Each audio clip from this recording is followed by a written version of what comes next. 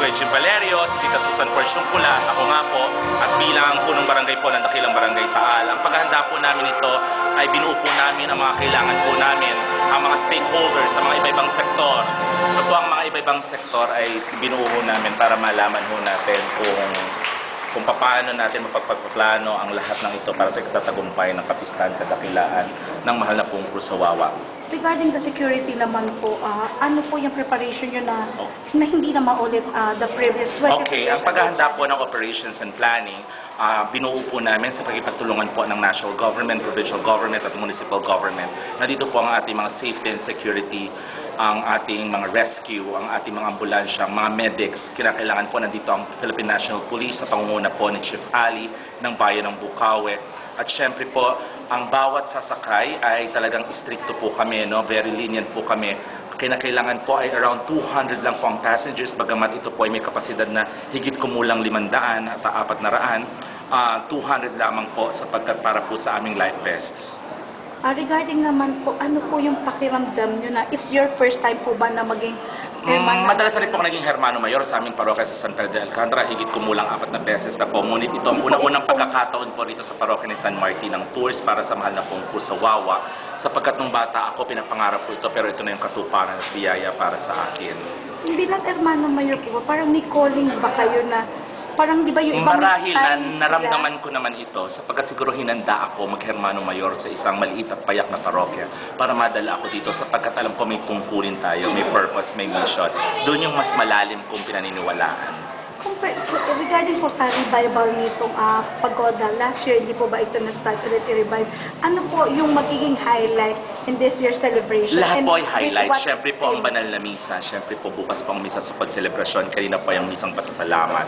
Bukas po ang misa kong selebrasyon. Tapos po, dediretso na po kami. Itahatid na namin ang mahal na pong Cruz sa Wawa sa pagoda para magsimula po sa ligiran.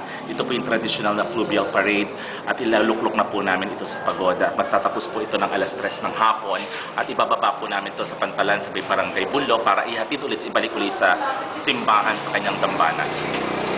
Bilang ano naman po, as LGU, as barangay captain, ano po yung support ng inyong mga constituents regarding this? Buong buo, solid. Ito hindi ko matatawaran sapagkat talagang siguro pinalaki kami, binuo kami, nagkakaisa, naramdaman namin na kami nagbubuklod-buklod, hindi lamang sa sining at kultura at kasaysayan ng aming barangay, kundi sa aming mas malalim na pananampalataya, pamimintuho namin sa aming mahal na pong Cruz sa Wawa.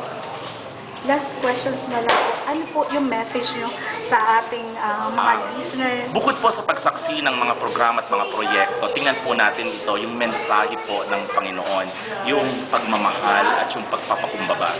Yung tayo ay niligtas sa pamamagitan ng krus na ito. Kaya nga ito ay dinadambana namin, dinadakila at binibigyang karangalan ang mahal na pong Cruz sa Wawa sapagkat puspos ang biyayang ibinibigay niya sa bayan ng Bukawi dating sa aming progresibong bayan, sa pag-unlad, sa pagbubuklod-buklod ng simbahan at pamalaan. Tingnan po natin ito na isang bukluran. Tingnan natin ito ng isang masdiwa ng pagkakaisa. So, sa punto pong ito, maligayang kapistahan sa bayan ng Bukawi at sa buong Bukawenyo. Pinagmamalaki namin na kami ay Bukawenyo sa buong Republika ng Pilipinas. Tingnan niyo po kami na hindi lamang ang selebrasyon ng pagoda, kundi hindi ang aming pananampalataya at ang aming pagkakaisa. Kuya Jim, yung first questions po natin, first time niyo po bang maging Hermano Mayor ng itong Pagoda Festival dito sa Bukawi 2015? Itong first time natin.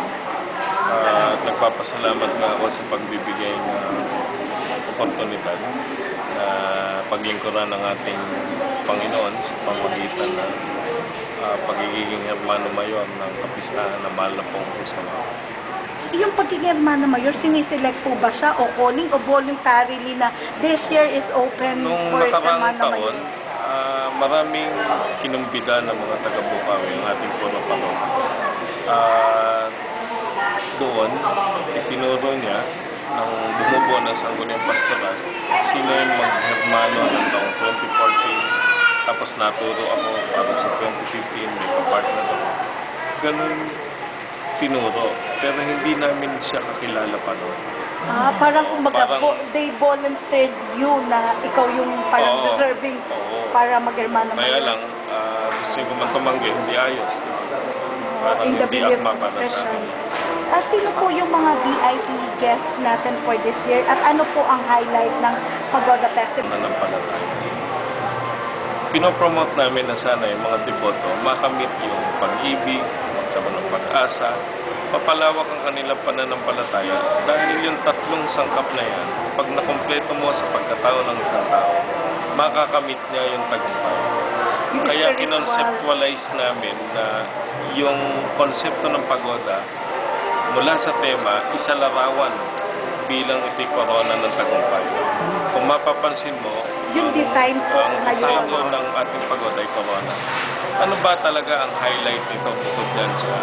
Ang corona na yan, dambuhalang corona, pagkatapos gamitin ngayon sa kapistahan, ito ay itatayo natin sa mga susunod na taon bilang kapilya, bilang bahay dalanginan, Saan po permanente, ilalagay? doon sa kung saan napulot yung mahal na pong krus. Pwede po bang abigyan natin ng konting background ating listener doon sa Himala kung bakit biglang yung cross na wawa ay bigla na lang tumulpok doon sa lugar Hindi, ng yan ay mga pasalin-saling kwento. Pero batay dun sa kwento ng aming mga ninuno.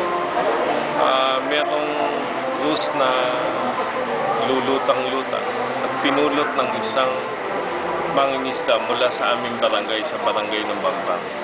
Pagkatapos itinayo ang isang kapilya na yari sa pawid at doon ito ay nililipat-lipat di umano sa kanilang mga kubo, pinaghahanda ng pansit, pinaghahanda ng kahit ano, kahit kapit tinapay. So madaling sabi, doon nagsimula.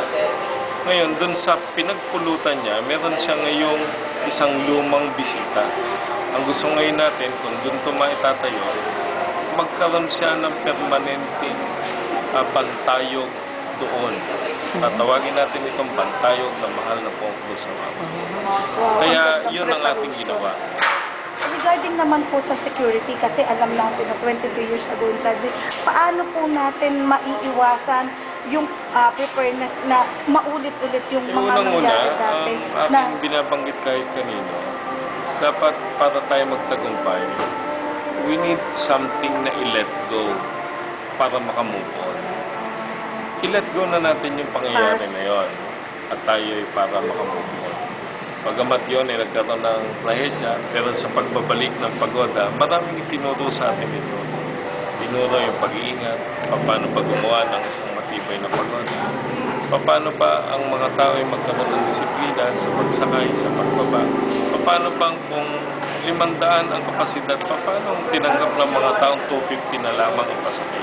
Kumbaga, Sa may madaling mga- sabi, maraming mga pangyayaring gano'n. Pangalawa, tayo lumapit sa ating punong lalawigan, kay Governor Willie. Kinausap niya ang ating kapulisan. Kaya ang kapulisan ngayon is maintaining ang ating pagoda is always under the control of the PNP since day 1 ng kanyang paglalayag, 9 days ago. Ngayon, yung ating kailugan, lumapit naman tayo kay General Katapang na para padalan tayo ng mga sundalong may kakayanan, may subok na kakayanan, mayroong expertise sa ating kailugan. Ang pinadala po niya yung Riverine Company ng Philippine Army. Kaya sa siyam na gabing paglalayag nito hanggang sa araw na kapistahan, ang Riverine Company is managing all our fluvial parade preparation, pati na rin yung ating kailugan na ito'y safe at ito ay maging maayos ang kanyang paglabas. Kaya yun ang mga pamamaraan na ginawa natin, in-network natin sa iba't ibang ahensya ng ating pamahalaan. At sa gayon, ito man ay pangrelihiyong gawain, pero hindi lamang Bukawenyo, hindi lamang Bulakenyo, hindi lamang Pilipino, buong mundo'y na lunood dito. Dahil ito ang pinakamagandang pagoda sa buong mundo. Pagoda Festival na inirevive natin. Yung pagode, iba't ibang disenyo niyan taon-taon. Maaaring sa taong ito ay kamukha ng corona. Pero one thing is sure, yan ay nagsisilbing parang bahay dalanginan na nakalutang sa ibabaw ng ilog. Kaya sa buong mundo, baka yan lang ang meron ganyan. Meron tayong mga fluvial parade sa Peña Francia, pero hindi na makalakihan yung kanilang pagoda. Meron doon sa kay Apo Iro, sa Araya, Apalit, sorry. Hindi rin ganun kalaki. Ang pinakamalaki. Bilang ano naman po, doon sa work nyo as a provincial administrator, ano po yung magagawa ng ating provincial government ng Bulacan para mapaigting pa natin, mapalawak natin yung tourism, mapasigla natin ang tourism dito sa Bukawi? Hindi, ang aming bayan, ako'y lehitimong taga dito. Kung makikita ninyo yung selyo ng pamahalaan bayan, pagoda na Pagoda. Kinilala ang aming bayan sa pagkakaroon ng pagoda. Kaya yung panunumbalik nito, maaaring ito'y makatulong para umunlad yung ekonomiyang higit ng aming bayan. Kaya sa inaharap, pagodang ito'y sana'y magsilbi ng inspirasyon ng mga taga-Bukawi. Naway ipagpatuloy po natin ang pagtitiboto sa mahal na pong Kusawawa. Ituro pa natin sa ating mga anak, sa mga apo, sa ating kaapo-apuhan. Bakit? Sapagkat ang isang bayan ay uunlad lamang, ang isang lugar ay uunlad lamang. Pag meron tayong pinagkakaisahan, po pwede po tayong magkaisa-isa sa mahal na patrong Kusawawa. Bilang tayo believer, bilang tayo tipot, bilang pintakasi natin. Kaya sa inyo, maraming salamat. Pagpasensyaan ninyo ako. I need to go. Ha?